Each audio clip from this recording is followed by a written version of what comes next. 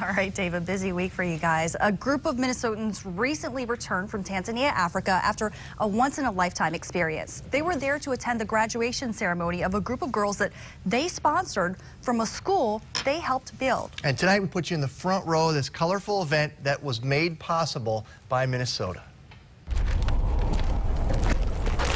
In rural Tanzania, many children don't have access to an education. Boys work.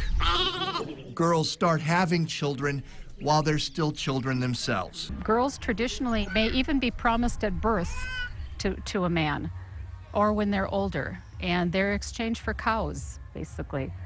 And so they are wealth to their father. This group of a dozen young women is about to do something that hundreds of generations never have: graduate from what's the equivalent of 11th grade. It is reason to sing, dance, and celebrate.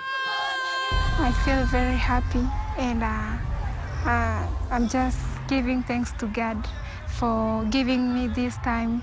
Many of the girls in the villages are just suffering. Others are being taken to the husbands while they are very young because they are not getting this education. This Lutheran secondary school is funded by a Minneapolis organization called Operation Bootstrap Africa. Dorothy Borgstrom from Shoreview was one of a handful of Minnesota residents who attended the graduation ceremony in late January. You just can't believe how hard these girls work, how dedicated they are. They've come from such humble beginnings, and their whole life and their whole dedication is towards education. Wow, you look so nice now. The Minnesota contributors were honored by the families of those they helped to educate by receiving gifts of native clothing. We love you, we like you. It was a festive afternoon of songs, speeches, and other expressions of gratitude, all made possible by Minnesota. I don't know what it is, but Minnesotans really have a heart for Tanzania. Probably one of the more moving parts of that graduation ceremony is when the girls stood up and said a poem. And what they were saying, loosely translated, is God is good. God has provided for us. May more people around the world learn about what's happening at this school, and may they continue to give money and to help us. Next is Lily. How important is this moment?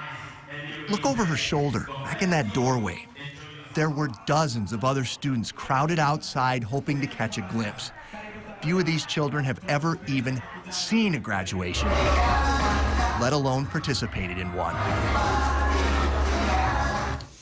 Now, walking around the campus of the school, there are more signs of Minnesota influence. Desks and some file cabinets came from the Burnsville Rotary. There are even used fence posts that were once property of the Minnesota Department of Transportation on the campus, and they had property of MnDOT still written on them. So there's, Joy, it was just remarkable for us to see so much Minnesota influence. In fact, the group that we just featured there, we met them on the airplane. Are you serious? We didn't even know that they were headed over there. So there's something to it. The people of Minnesota definitely have a heart for folks in Tanzania. Really great people, and yourself included, Chris, for dedicating so much time and effort to putting these stories out there from Tanzania. It was an honor to be able to tell these stories, and if you'd like to learn more about them and also learn about helping out the school that we just told you about, you can go to our website at kstp.com.